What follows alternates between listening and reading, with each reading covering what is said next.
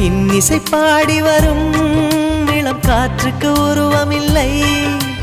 காற்றலை இல்லை என்றால் ஒரு பாட்டொலி கேட்பதில்லை. ஒரு கானம் வருகையில் உள்ளம் கொள்ளை போகுதே. ஆனால் காற்றின் முகவரி கண்கள் அறிவதில்லையே. இந்த வாழ்க்கையே ஒரு தேடல் தான்.